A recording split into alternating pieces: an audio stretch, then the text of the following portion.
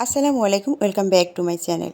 আজকে আমি আপনাদের তৈরি করে দেখাবো ঘরে থাকা আটা দিয়ে দারুণ চিপস। আপনারা ঘরে থাকা আটা দিয়ে খুব সহজেই কোনো ঝামেলা ছাড়াই একদম বাসায় এটা তৈরি করতে পারবেন চিপস। আর এই চিপস বাইরে থেকে কেনার কোনো প্রয়োজন নেই, ঘরে বসে আপনি নিজে তৈরি করতে পারবেন। অবশ্যই প্রথম থেকে শেষ পর্যন্ত আমার সাথে থাকবেন, তাহলে বুঝতে পারবেন আমি কত সহজে এই চিপসটা বানিয়েছি। তো এখানে আমি 1 কাপ পরিমাণ আটা নিয়েছি, ঘরে থাকা আটা। আর এখানে সামান্য পরিমাণ লবণ দিয়ে নিলাম। তো লবণ না দিলেও এখানে হবে, তো লবণ দিলেই বেশি ভালো হয়। আর এখানে আমি কুসুম গরম পানি নিয়েছি। যে পানিতে হাত দিলে আপনার হাত পুড়বে না, দেখে নেবেন ঠিক সেই পরিমাণ পানিটা গরম পানি করে এটা ভালো করে গলিয়ে নিতে হবে।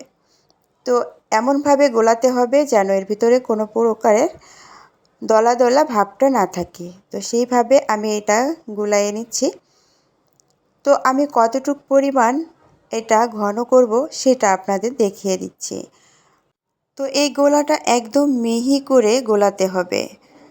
তো আমি কতটা মিহি আর কত পরিমাণ ঘনত্ব করেছি তো দেখতে পাচ্ছেন, ঠিক এই পরিমাণ ঘনত্ব হতে হবে এই গোলার। তো আমার হাতের দিকে অবশ্যই লক্ষ্য রাখবেন ঘনত্বটা কতটুকু করেছি আমি। তো ঠিক এই পরিমাণ ঘনত্ব করে এটা নিতে হবে। বেশি ঘন করা যাবে না, আবার বেশিটা পাতলাও করা যাবে না। তো এখন আমি এটা একটু 3টা বাটিতে আলাদা আলাদা করে নিচ্ছি। তো 3টা বাটিতে আমি এই জন্যে আলাদা করছি যে আমি এটার ফুড কালার দেব। তো আপনারা যদি ফুড কালার না দেন তাতে কোনো সমস্যা নেই। আমি যেহেতু ভিডিও করছি আপনাদের সাথে মানে একটু সুন্দর দেখার জন্য আমি ফুড কালারটা ব্যবহার করব। এজন্য আমি 3টা ফুড কালার এখানে ব্যবহার করছি। তো এখন আমি 3টা বাটিতে এইটা ঢেলে নিচ্ছি। ঢেলে আমি 3টাতেই ফুড কালার দিয়ে নেব। তো আপনারা যদি ফুড কালারটা দেন তাহলে এই গোলাপি কালারটা দিবেন, কারণ এই কালারটা কিন্তু এই চিপসে ফুটে ওঠে, দেখতে খুবই সুন্দর লাগে। আর অন্য যে লাল কালার আর সবুজ কালার, অন্য যে কালার দেন এতটা কিন্তু ফুটে উঠবে না। তো আমি এখানে লাল কালার ব্যবহার করেছি, সবুজ কালার ব্যবহার করেছি, কোনোটাই কিন্তু এতটা ফুটে ওঠে নাই চিপসে, তো যতটা এই গোলাপি কালারটা ফুটে উঠেছে। তো আমি সব কালারগুলো এভাবে দিয়ে নিচ্ছি। আমার কালারগুলো দেওয়া শেষ, এখন আমি চুলায় চলে যাচ্ছি আর চুলায় গরম পানি বসিয়ে দিয়েছি। এই গরম পানিতে যখন বলক আসবে সেই পর্যন্ত ওয়েট করব। আর এদিকে আমি বড় একটা খাঁচা নিয়েছি স্টিলের, ছোট প্লেট হলেও হয় স্টিলের। তো আমার বাসায় ছোট স্টিলের প্লেট নাই, যার কারণে আমি বড় খাঁচাটা নিয়েছি। তো এটাই আমি এই গোলাটা দিব। তো ভিতরে দেখতে পাচ্ছেন একটু পোড়া পোড়া দাগ, এটা কিছু হবে না। আমি একটু তেল দিয়ে নিয়েছি নিচে, অবশ্যই আপনারা একটু তেল দিয়ে মুছে নেবেন, স্টিলের প্লেটই হোক আর আমার মতো এরকম বড় খাঁচাই হোক। তো যাই হোক, এর উপরে একটু তেল দিয়ে নেবেন। আর আমি এই যে গোলাটা ঢেলে দিলাম, আর এখন একটু সামান্য পরিমাণ একটু ছড়িয়ে দিব। একদম পাতলা করবেন না, মিডিয়াম সাইজ করবেন। তো আমি গোল করে এভাবে ছড়িয়ে দিচ্ছি আর এভাবে সুন্দর করে বসিয়ে দিচ্ছি। এই যে দেখতে পাচ্ছেন, এভাবে করবেন, মানে সমান হারে সব জায়গায় বসবে। এখন আমি চুলায় বসিয়ে দিয়েছি ঠিক 2 মিনিট, 1 মিনিট ও লাগে না এটা হওয়ার জন্যে। দেওয়ার সাথেই যখন দেখবেন এভাবে সিদ্ধ হয়ে গেছে তাড়াতাড়ি উঠিয়ে ফেলবেন। তো হাত দিয়ে উঠালে কিন্তু এভাবে টান দিলে উঠে যায় সুন্দর মতো।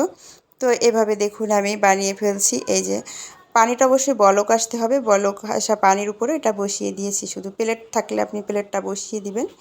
এইভাবে আমি প্রত্যেকটা দেখুন বানিয়ে নিয়েছি। সবগুলো রুটির মতো এভাবে বানানো হয়ে গেছে।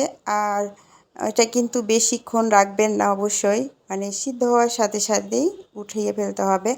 আর এই যে আমি একটা ওষুধের কৌটা, এটা সবার বাসাতেই থাকে, তো এই ওষুধের কৌটা দিয়ে এখন এটা সুন্দর করে আমি চিপস আকারে গোল করে কেটে নেব।